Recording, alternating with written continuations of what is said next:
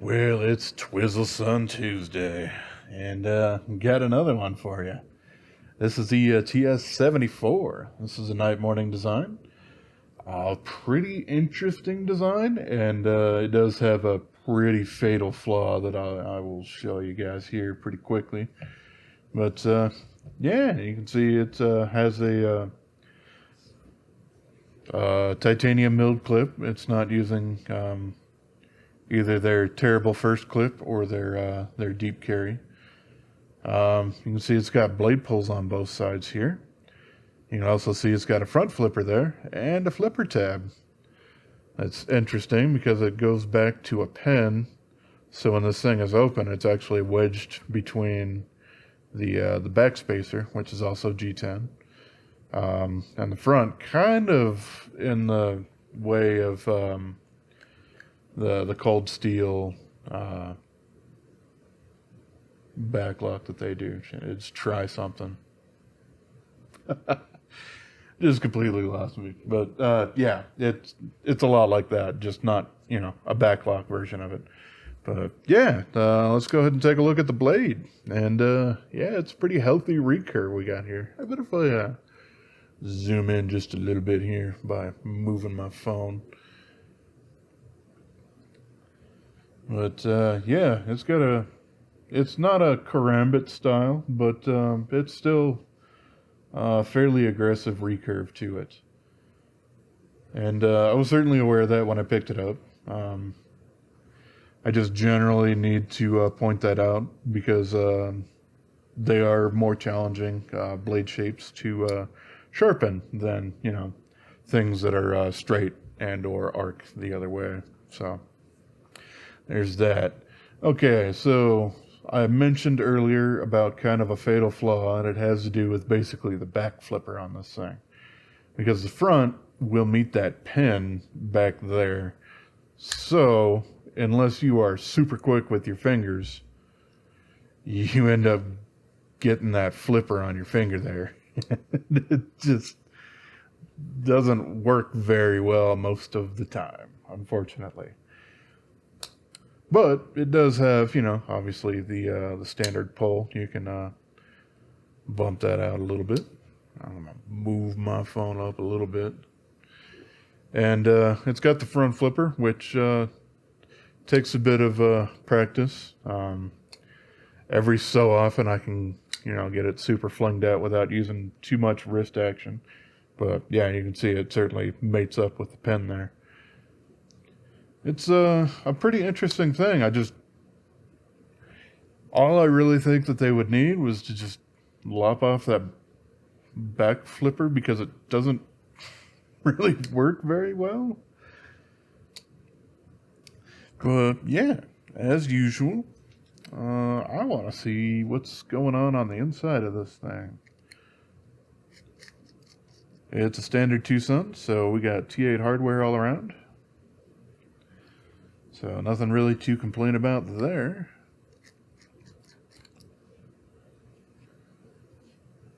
One back spacer. Two back spacer. And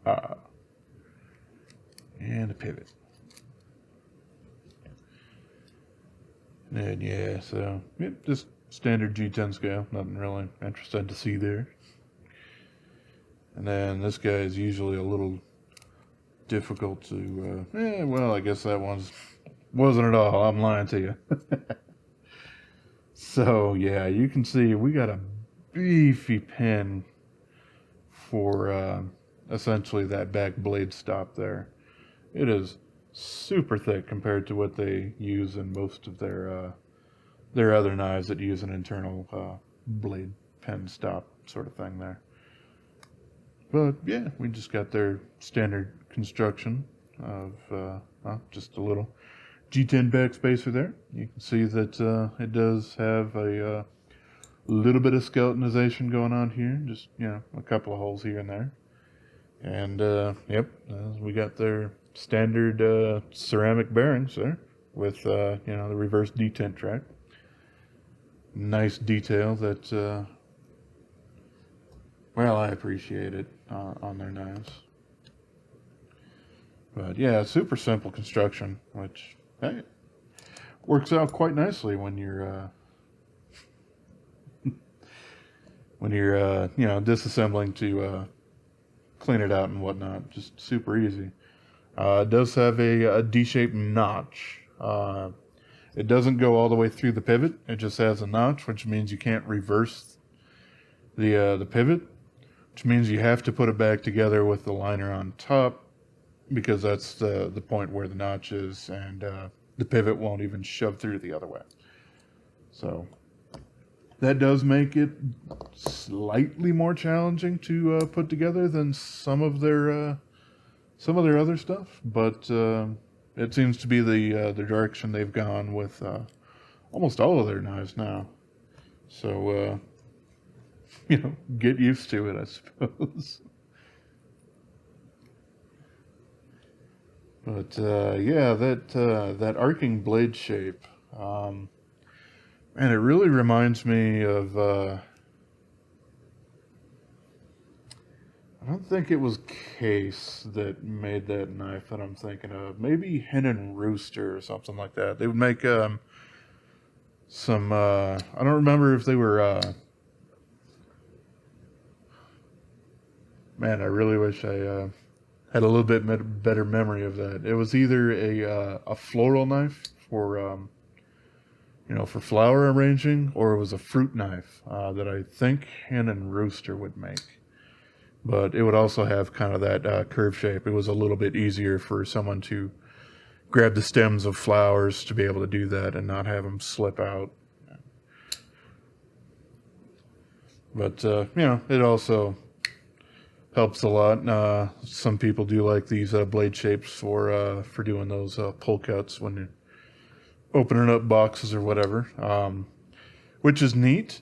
But they can accidentally go a little bit deeper than you originally intended to go, because you just don't really think as it curves down. So you can dig a little bit further into the box than you originally intended to, and cut whatever is inside. I may or may not have done that from experience with knives in the past, working at I used to do inventory management for a furniture company called Bombay. I don't think they're around anymore, or at least if they are, they're only operating in Canada and not in the US at all. But yeah, there has been some accidents many years ago in the past when I was doing that, where I would try to open up a box that would be like a case of I don't know, candle holders or something like that, and using an arced blade like that, and like, oops, I went a little bit too deep in there and scratched one of them. So we would just discount them for 10 or 15% off and just put it on the shelf. Wasn't really my intention, but I guess things happened. But yeah, anyway, this is a TS74.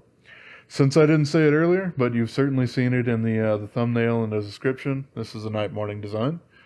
This is using his more modern logo rather than the just the standard script that he was using before, and D2 blade steel. So yeah, pretty darn soon, as far as these numbers are concerned, we're going to get out of D2 territory and into 14C28N.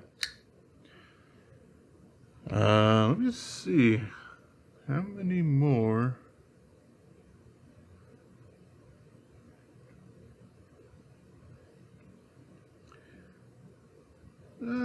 Yeah, I mean, we still have a little ways to go of what I have in D2. Another 5 or 6, I guess, before we switch over there. But, there's an M390 in the middle of that, too, so... But yeah, it doesn't really seem like they use D2 very often anymore. Obviously they still have stock because that's what they're making a lot of their lower numbered designs in. But I really don't have a problem with either D2 or 14C28N. Both of them from this company seem to work fantastically. So, I'm happy that they've switched over to theirs so that, people in more humid parts of the world, I don't know, here in the U.S., I would assume, Florida or, where I was originally from, Northern California, right by the ocean there. As much cooler weather, but still very humid and very acid's not the right saline heavy. I don't know, salty, whatever. Any of those places where you would scratch metal and then worry that it would rust by the time you looked at it next. Then having something like 14C28N is probably a little bit better for you than D2. Apparently, it's mostly hearsay, I guess, because I haven't actually looked for an official source for it.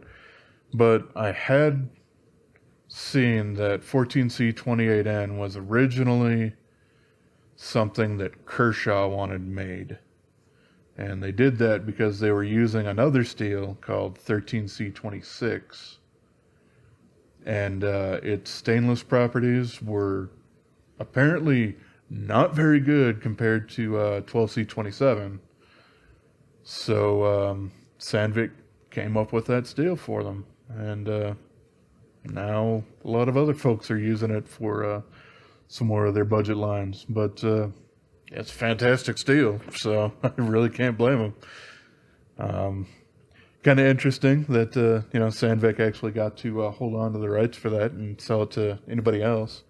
Seems like a lot more companies are going proprietary with some stuff, whether it's Spyderco with their Spy 27 steel, which I mean, for all intents and purposes, it's not really going to change how their knives function.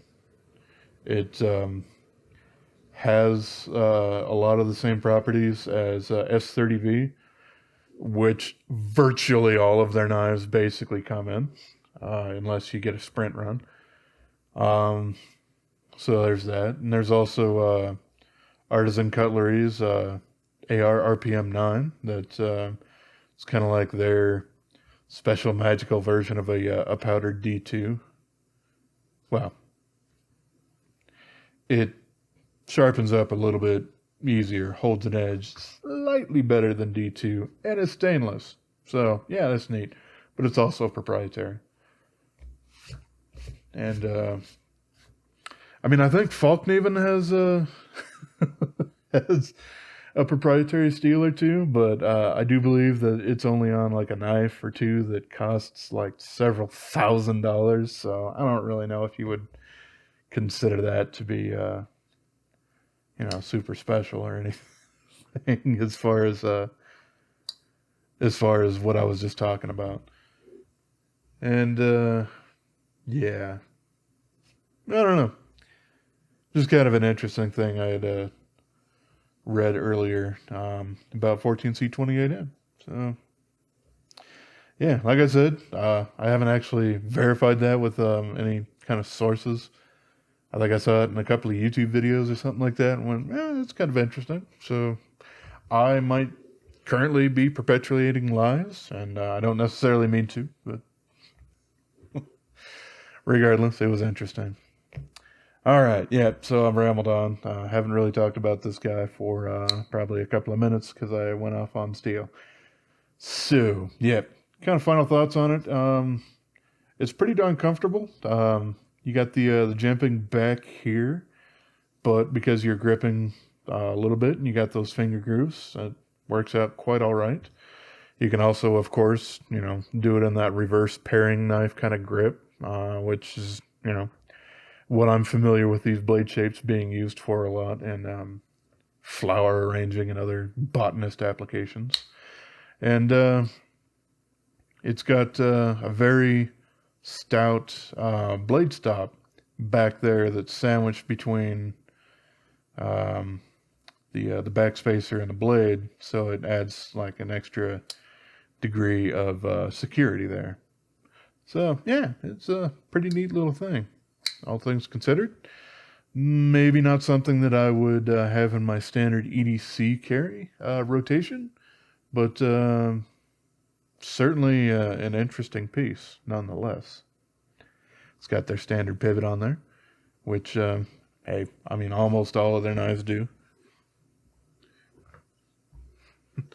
Not absolutely all of them, because yeah, these are a couple of exceptions, but most of their knives do have this kind of try-looking pivot sort of thing going on there. It's just kind of their design style. I have actually been interested in a couple of rather new designs. I know some from Mazwan Mokhtar don't actually have the TwoSun insignia branded into the blade. At least on some of those, it'll actually be inside one of the liners, which is kind of interesting. But there's also been a couple of newer NightMorning designs that they'll have a titanium pivot collar on them. Let's see if I can't find a good example of what I'm talking about. Hey, I do. But yeah, I have seen some that will use this this newer pivot collar kind of thing here that's titanium. And because of that, they've decided to forego the TwoSun logo on there because it's already there. So you flip it over and you just have, you know, little NightMorning and the blade steel. It's actually interesting. I know a lot of people really hate, you know, knives being billboarded with a company logo, but I mean, I'm so used to it with basically everything that it really doesn't bother me one bit. Some of them do go a little bit overboard, like Artisan Cutlery and CJRB will have a serial number and then like an inventory number. And then, you know, whoever designed the knife, like Dylan Mallory has done a few of them for him. I'll have his insignia on there, and then theirs, and then the steel, and it just starts looking like a whole bunch of numbers and letters, and it gets a little excessive, but yeah, I really don't mind having a company logo on the blade. But that's just me. A lot of people really don't like billboarding, so there's that. I guess with these knives, as long as you didn't really mind having to attempt to redo the finish on it or whatever, you probably take some steel wool or Scotch Brite or whatever and take it off, because it does feel like it's that that laser branding on there. It's got that yeah, you can feel that as you scratch on it, so it's etched or whatnot. I don't know if it's done with a laser or if they actually use an acid etch stencil for it. I would assume laser because it's much faster, and if they want to produce them pretty quickly, then yeah, that's the way to go. All right, I've rambled on way too long.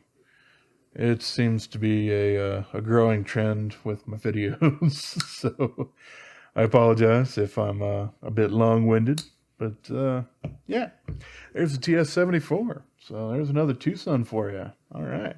So as always, I've been Jerry.